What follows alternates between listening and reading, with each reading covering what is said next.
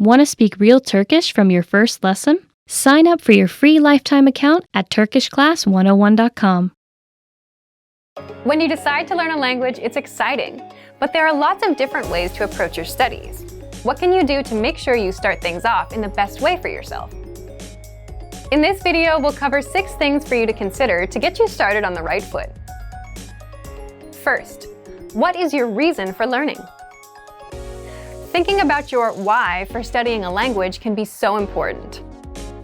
If you know why you're doing something, it becomes easier to create goals. There are lots of reasons to learn a language: travel, family, friends, love, and even the experience of living in a new country.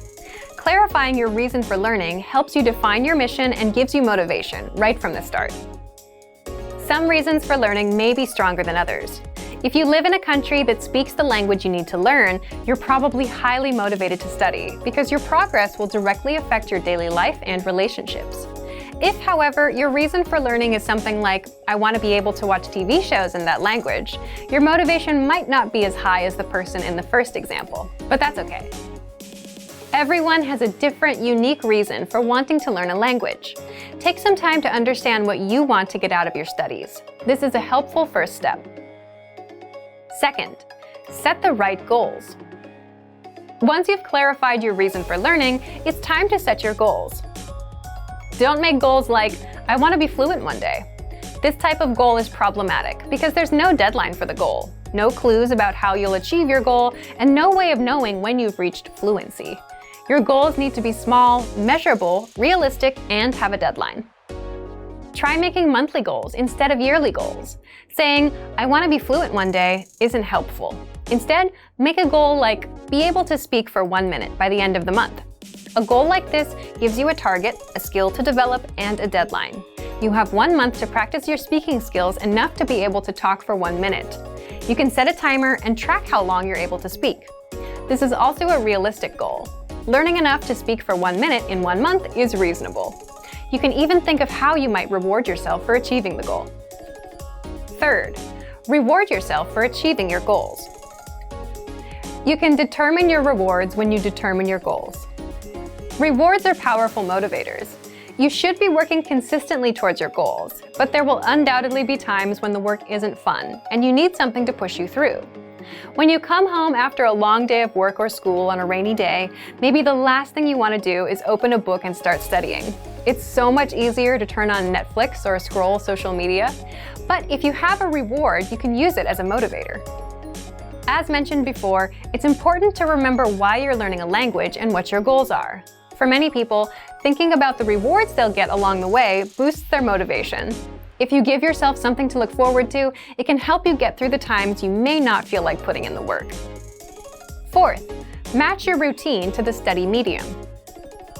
The word routine here refers to your everyday routine. You need to understand your personal schedule and your personality to make a study schedule that's right for you. It may come as a surprise that this is a step where many people fail. They think they can do a lot more than they actually can, get overwhelmed, and quit. In the end, the people who give up after just a few weeks of hard study are only able to do a fraction of what they planned to be able to do. It can be tough to understand your own limitations. We all like to think we're capable of doing anything we put our minds to, at any time, on any day. But the reality is, there will be times when we're tired, bored, or just don't feel like studying. We need to be able to plan for times like these. To do that, we need to understand our own limitations. Try this.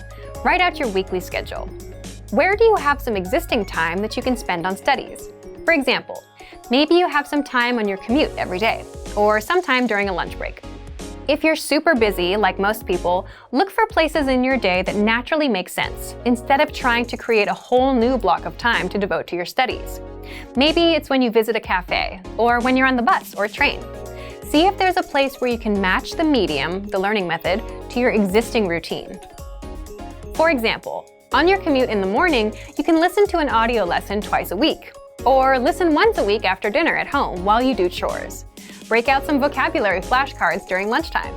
Maybe you can even find a weekend class. Which brings us to our 5th point. 5th, anchor points. These are the connections you make to a language that boost your motivation and keep you attached or anchored to your goal. For example, maybe you have friends or relatives that speak the language. And if you're around them and you're exposed to the language, you're more likely to learn.